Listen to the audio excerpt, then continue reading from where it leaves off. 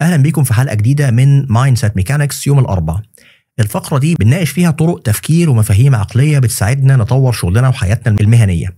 موضوع النهاردة عن فكرة مشهورة يمكن كتير منكم سمع عنها، قاعدة 20-80 والمعروفة باسم مبدأ باريتو. القاعدة ببساطة بتقول إن 80% من النتائج بتيجي من 20% من الأسباب أو المدخلات، يعني جزء صغير مهم من الشغل هو المسؤول عن الجزء الأكبر من التأثير. النهاردة هنفهم المبدأ ده أكتر ونتكلم إزاي نقدر نطبقه في شغل الديف أوبس وإدارة الوقت وترتيب الأولويات. القصة بدأت مع عالم اقتصاد إيطالي اسمه فيلفريدو باريتو. في أوائل القرن العشرين الراجل لاحظ حاجة غريبة، حوالي 80% من أراضي إيطاليا كانت مملوكة ل20% بس من السكان.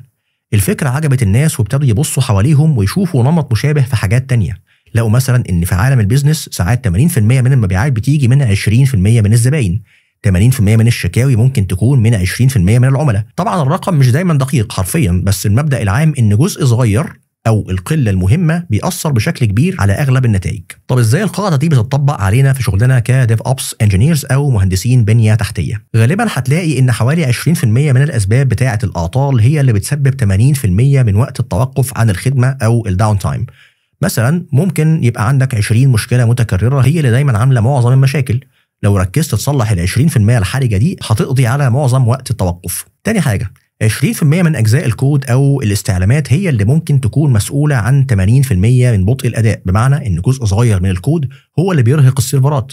لو حددت الأجزاء دي وحسنتها أو عملت لها اوبتمايزيشن هتاخد قفزة كبيرة في الأداء بدل ما تضيع وقتك بالتساوي على كل الكود. ثالث حاجة، في أنظمة المونيتورنج ممكن يبقى عندك سيل من التنبيهات يوميا. حقيقة حوالي 20% من التنبيهات هي المهمة فعلا وتغطي 80% من الأعمال الحقيقية. بالتالي ركز انك تظبط الفلاتر وتقلل النويز من ال 80% التنبيهات الاقل اهميه علشان تقدر تهتم بال 20% الحرجه. رابع حاجه، وانت بتحسن عمليات السي اي سي دي بتاعتك دور على الخطوات او المهام اللي لو اتعمل لها اوتوميشن هتوفر عليك غالبيه الوقت.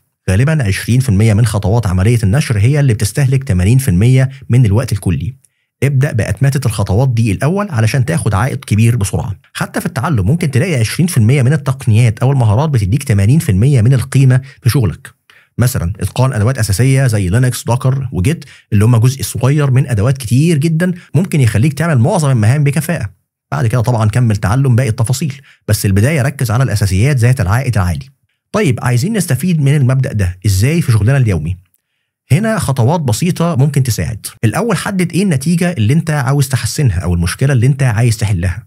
هل هي تقليل الأعطال، تحسين سرعة بناء التطبيق، ولا توفير وقت في مهمة معينة؟ تاني حاجة، اجمع البيانات وحللها. شوف المقاييس أو الماتريكس المتعلقة بالهدف ده. لو بتتكلم عن أعطال جمع بيانات عن كل الأعطال ومدة توقف الخدمة وأسبابها. لو أداء شوف قياسات سرعة الأجزاء المختلفة. ثالث حاجة، حدد ال 20% الحرجة أو الكريتيكال 20%. من التحليل بتاعك ابحث عن النمط، ايه الاسباب او العناصر المتكرره كتير وليها تاثير كبير. غالبا هتلاقي ان في شويه اسباب معينه بتساهم بالنصيب الاكبر من المشكله، هي دي ال 20% اللي عليها القيمه. ابدا حط وقتك ومجهودك على معالجه الاسباب الرئيسيه دي. لو مثلا اكتشفت ان اغلب الداون تايم من 3 مشاكل اساسيه، اعمل خطه انك تعالج ال3 مشاكل دول في اقرب وقت. النتيجه هتكون تحسن سريع وملحوظ. وبعد ما تحل الجزء الكبير راجع المؤشرات تاني. لو حققت تحسن فعلا كده تمام. دلوقتي ممكن نبص على ال 80% اسباب التانية اللي هي الاقل تاثيرا والاقل اهميه ونشتغل عليها بقى واحده واحده حسب اولوياتها، بس طبعا وانت مرتاح انك عالجت المهم. مبدأ ال 20-80 او قاعده باريتو مش عصا سحريه، لكنه اداه قويه بتساعدنا نفكر بشكل استراتيجي.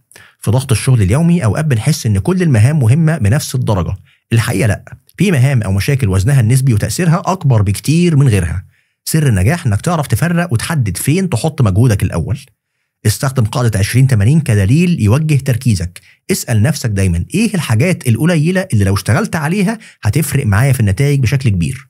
وطبعا مش لازم النسبة تكون حرفيا 20-80 بالظبط، ممكن تكون 10-90 أو 30-70. الفكرة واحدة، ركز على الحاجات المهمة فعلا. أتمنى تكون الحلقة فتحت عينك على طريقة جديدة للتفكير. جرب تطبق 20-80 في مشروعك الجاي أو تنظيم التاسكات بتاعتك وشوف النتيجة. شكرا لمتابعتكم لمايندسيت ميكانكس النهارده. استنونا بكره في Throwback Thursday علشان نسترجع سوا أداة قديمة من زمن ونشوف اتطورنا عنها ازاي. سلام عليكم.